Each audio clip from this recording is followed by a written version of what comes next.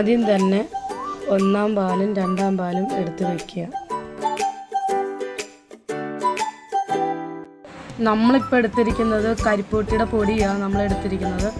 ചിലവരൊക്കെ ആണെങ്കിൽ ശർക്കര പാനിയിലായിരിക്കും ഉണ്ടാക്കുന്നത്. ഏറ്റവും ബെസ്റ്റ് നമുക്ക് കരിപ്പൂട്ടിപ്പൊടിയിൽ ഉണ്ടാക്കുന്നതാണ് നല്ലത്. നമ്മൾ തെങ്ങുംപൂക്കല എടുക്കുമ്പോൾ പൊട്ട് തെങ്ങുംപൂക്കല വേണം എടുക്കേണ്ടത്. ഇതിൽ കാണുന്നത് പോലെ ഒടിച്ചെടുക്കാൻ പാകത്തിന് വേണം തെങ്ങുംപൂക്കല എടുക്കേണ്ടത്.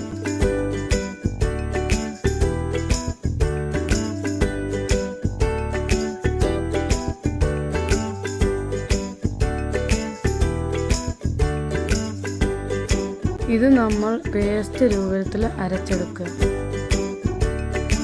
ഇതിലേക്ക് ചേർക്കാൻ പോകുന്നത് പച്ച നെല്ലിൻ്റെ അരിപ്പൊടി. ശകലം വെള്ളത്തിൽ അത് കലക്കി വേണം ഒഴിക്കാൻ. സാധാരണ എല്ലാവരും പച്ചരിയുടെ പൊടിയാണ് എടുക്കുന്നത്. നമ്മൾ എടുക്കുന്നത് പച്ചനെല്ലിൻ്റെ പൊടിയാണ്. ഇതിൻ്റെ കൂടെ രണ്ടാം പാലും കരിപ്പൂട്ടി പൊടിയും ചേർക്കുക.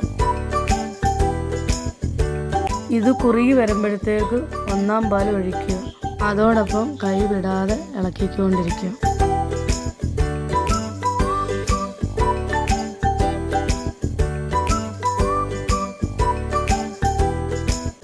ഏലക്കപ്പൊടി, ജീരകപ്പൊടി, നെയ്യ് ഒഴിക്കുക. ജീരകപ്പൊടി, ഏലക്കപ്പൊടി ഇഷ്ടമുള്ളവർക്ക് മാത്രം ഇടാം.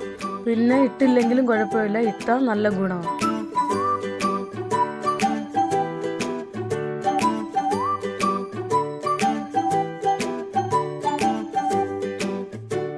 നെയ്യ് എത്ര ഒഴിച്ചാലും നല്ലതാണ്. പിന്നെ ഓരോരുത്തരുടെ ഇഷ്ടത്തിനനുസരിച്ച് എത്ര വേണേലും ഒഴിക്കാം.